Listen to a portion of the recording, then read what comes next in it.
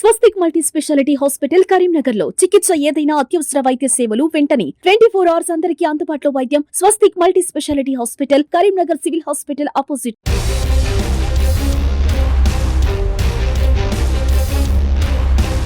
కరీంనగర్ లో కూడా చూసుకుంటే కమాన్ సరౌండింగ్ ప్రాంతాల్లో, అదేవిధంగా ఆర్టిస్ట్ వర్క్షాప్, విద్యానగర్ ఇలాంటి ప్రాంతాల్లో కూడా మనకు భూమి కనిపించింది.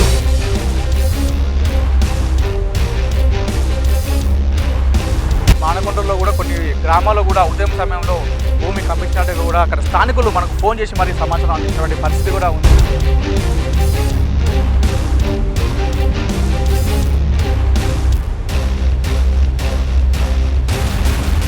నమస్తే, welcome to Suman TV Karimnagar. నేను మీ అనిల్.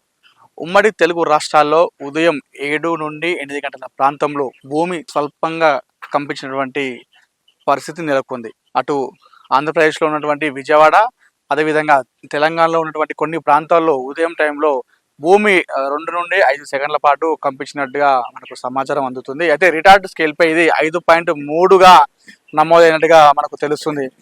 తెలంగాణలో చూసుకుంటే కొంచెం ఆంధ్రలో కంటే తెలంగాణలో ఎక్కువ ప్రాంతాల్లో ఈ భూమి కంపించినట్టుగా తెలుస్తుంది. ముఖ్యంగా చూసుకుంటే ఉమ్మడి వరంగల్ జిల్లాలో ములుగు, అదేవిధంగా హన్మకొండ, జయశంకర్, భూపాలపల్లి ఇలాంటి ప్రాంతాల్లో భూమి ఎక్కువ కంపించింది. ఉమ్మడి వరంగల్, ఉమ్మడి ఖమ్మం, హైదరాబాద్ సహా పలు డెల్టా ప్రాంతాల్లో ఉదయం సమయంలో భూమి కంపించింది. అయితే కరీంనగర్, ఉమ్మడి కరీంనగర్ జిల్లాలోనూ భూమి 7:25, 8 గంటల ప్రాంతంలో కూడా మన కరీంనగర్ ఉమ్మడి జిల్లాలోనూ భూమి ప్రకంపించింది.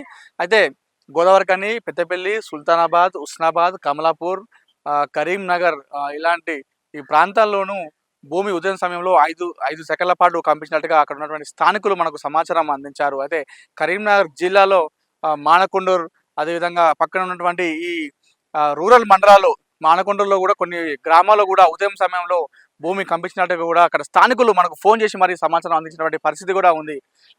నగరంలో కరీంనగర్లో కూడా చూసుకుంటే కమాన్ ఏరియాలో, సరౌండింగ్ ప్రాంతాల్లో, అదేవిధంగా ఆర్టిస్ట్ వర్క్షాప్, విద్యానగర్ ఇలాంటి ప్రాంతాల్లో కూడా మనకు భూమి కంపించింది.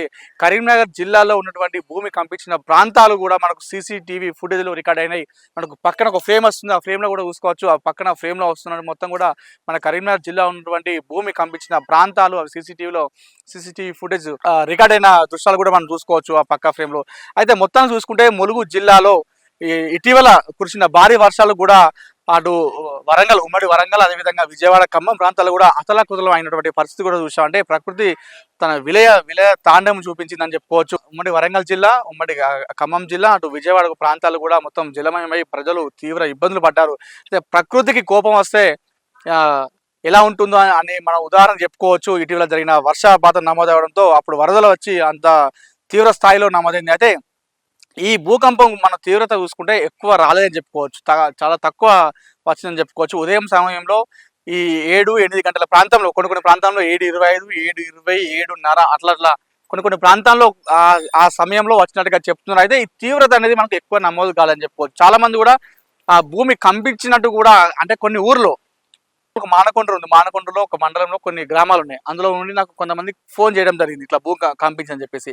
అదే ఊర్లో ఉన్న కొందరు కూడా మాకు అసలు ఏం అనిపించదని చెప్పేసి చెప్పడం జరిగింది. ఒకటే గ్రామంలో ఉన్న వాళ్ళు కూడా మాకు కంపించలే అని చెప్పేసి అంటారు. అంటే తీవ్రత ఎక్కువ లేకపోవడంతో దీన్ని చాలా మంది కూడా గుర్తించలేదు. అది కూడా ఒక 2 సెకండ్లు, 5 సెకండ్లు మాత్రమే ఉండిపోయింది భూకంపం కూడా.